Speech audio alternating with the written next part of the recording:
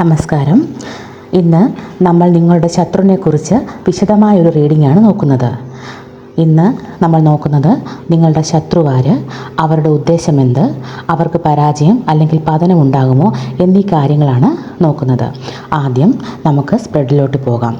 10 കാർഡിൻ്റെ ഒരു സ്പ്രെഡാണ് ഇവിടെ എടുക്കുന്നത്.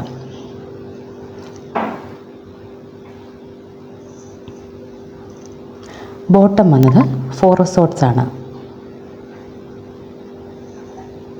Judgment, 3 of Swords, the Moon, the Hanged Man, Ace of Wands, Queen of Wands, Wheel of Fortune, Death, 6 of Wands, Temperance.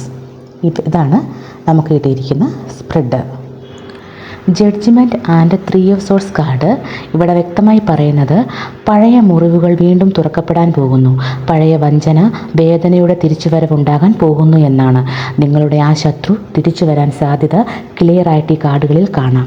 ഈ മടങ്ങിവരവ് സന്തോഷകരമായ രീതിയിലല്ലായിരിക്കും. നിങ്ങളെ ചതിയിൽ, അവരുടെ വഞ്ചനയിൽപ്പെടുത്താനുള്ള പ്ലാനുമായിട്ടാണ് അവർ വരുന്നത്. ജഡ്ജ്മെൻറ്റ് കാർഡ് സൂചിപ്പിക്കുന്നത് ഈ തിരിച്ചുവരവ് ഒരു ട്രൂത്ത് മനസ്സിലാക്കി തരാൻ വേണ്ടിയാണ്. പക്ഷേ 3 ഓഫ് സോർഡ്സ് പറയുന്നത് സന്തോഷത്തോടെയല്ല, മറിച്ച് പഴയ മുറിവുകൾ വീണ്ടും തുറക്കുന്ന രൂപത്തിലായിരിക്കും. നിങ്ങളുടെ ശത്രു മടങ്ങി വരുന്നത് നല്ല ഉദ്ദേശത്തോടെയല്ല, മറിച്ച് പഴയ പാറ്റേൺ റിപ്പീറ്റ് ചെയ്യാനോ, നിങ്ങളെ വീണ്ടും വേദനിപ്പിക്കാനോ, അല്ലെങ്കിൽ അവരുടെ സ്വന്തം ആവശ്യത്തിന് വേണ്ടിയോ ആയിരിക്കും. ജഡ്ജ്മെൻറ്റ് കാർഡ് അവരുടെ ട്രൂത്ത് കാണിക്കും, അതായത് അവരുടെ യഥാർത്ഥ മുഖം നിങ്ങൾക്ക് ക്ലിയറാക്കി തരും. പക്ഷേ അത് വേദനാജനകമായിരിക്കും. The moon and the hanged man കാർഡുകൾ അവരുടെ മാനസികാവസ്ഥയാണ് കാണിക്കുന്നത്. ഈ കാർഡുകൾ നിങ്ങളുടെ ശത്രുവിൻ്റെ മനസ്സ് വളരെ കൺഫ്യൂസ്ഡ് ആണെന്ന് കാണിക്കുന്നു. നിങ്ങൾ അവരോട് എന്ത് ചെയ്യുന്നുവെന്നോ എങ്ങനെ പ്രതികരിക്കുമെന്നോ അവർക്കറിയില്ല.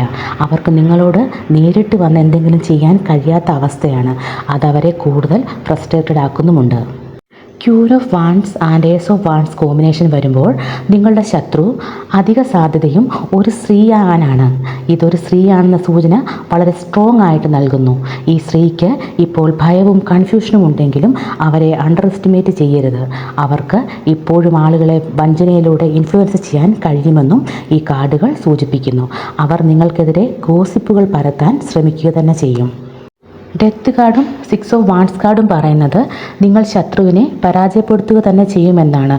അവരുടെ നിങ്ങളോടുള്ള കോൺഫ്ലിക്റ്റ് റിലീസ് ചെയ്യുക, അല്ലെങ്കിൽ അവരുടെ ഇൻഫ്ലുവൻസ് നിങ്ങളുടെ മേൽ നിന്ന് നീങ്ങിപ്പോവുകയോ ചെയ്യുന്നു. 6 ഓഫ് വാൻഡ്സ് കാർഡ് നിങ്ങൾക്ക് വിജയം ലഭിക്കുന്നു എന്ന് സൂചിപ്പിക്കുന്നു. നിങ്ങളുടെ എഫേർട്ടുകൾക്ക് റിവാർഡ് കിട്ടുന്നുണ്ട്. അവരുടെ ഭാഗത്ത് നിന്ന് ഒരു പൂർണ്ണമായ അവസാനം ഉണ്ടാകാൻ പോകുന്നു. നിങ്ങളെ ടാർഗറ്റ് ചെയ്യുന്ന പെരുമാറ്റം അവർ ഇനി ഒരിക്കലും ചെയ്യില്ല. അവർ ഇനി ഒരിക്കലും നേരിട്ടെതിർക്കാൻ ധൈര്യം കാണിക്കുകയുമില്ല. നമുക്കിവിടെ വീൽ ഓഫ് ഫോർച്യൂൺ കാർഡ് കിട്ടിയിട്ടുണ്ട്. ഈ കാർഡ് പറയുന്നത് ഭാഗ്യം നിങ്ങളുടെ വശത്തേക്ക് തിരിയുന്നു എന്നാണ്. നിങ്ങളുടെ ശത്രുവായ സ്ത്രീക്ക് നിങ്ങൾക്കെതിരെ മേൽക്കൈ ഉണ്ടായിരുന്നു, എങ്കിലും ഭാഗ്യം നിങ്ങളുടെ വശത്തേക്ക് തിരിയുന്നു.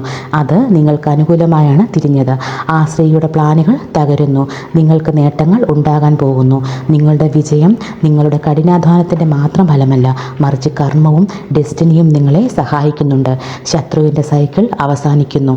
അവരുടെ ഇൻഫ്ലുവൻസ് നിങ്ങളുടെ ജീവിതത്തിൽ നിന്നും ഒഴിഞ്ഞു പോകുകയാണ്.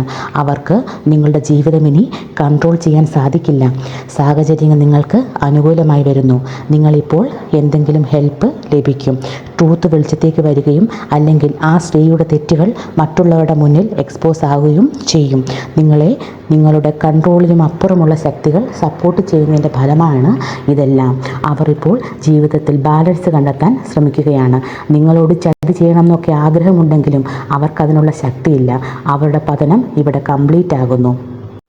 ടെമ്പറൻസ് കാർഡിലൂടെ യൂണിവേഴ്സ് നിങ്ങളോട് കുറച്ച് കാര്യങ്ങൾ പറയുന്നുണ്ട്. നിങ്ങളുടെ ഉള്ളിൽ കലങ്ങി നിൽക്കുന്നത് യൂണിവേഴ്സ് കാണുന്നുണ്ട്. ദേഷ്യം, വേദന, എന്തുകൊണ്ട് അവർ എന്നോട് ഇങ്ങനെ ചെയ്തു എന്ന ചോദ്യങ്ങൾ മനസ്സിലുണ്ടായിക്കൊണ്ടേയിരിക്കുന്നു. ക്ഷമിക്കുക എന്നത് ആ സ്ത്രീയെ കറക്റ്റാക്കുകയല്ല, അത് നിൻ്റെ ഹൃദയവേദന റിലീസ് ചെയ്യുകയാണ്. നീ അവരോട് ഫോർഗീവ് ചെയ്യുമ്പോൾ നിങ്ങളെ തന്നെ ഫോർഗീവ് ചെയ്യുന്നു. നിനക്ക് ഇന്നർ പീസ് ലഭിക്കുന്നു. യൂണിവേഴ്സ് എപ്പോഴും നിന്നോടൊപ്പമുണ്ട്. ഇതാണ് ഇന്ന് ലഭിച്ച ഗൈഡൻസുകൾ. ഇഷ്ടമായ സബ്സ്ക്രൈബ് ചെയ്യണം, സപ്പോർട്ട് ചെയ്യണം. നിങ്ങൾക്ക് നന്ദി, നമസ്കാരം.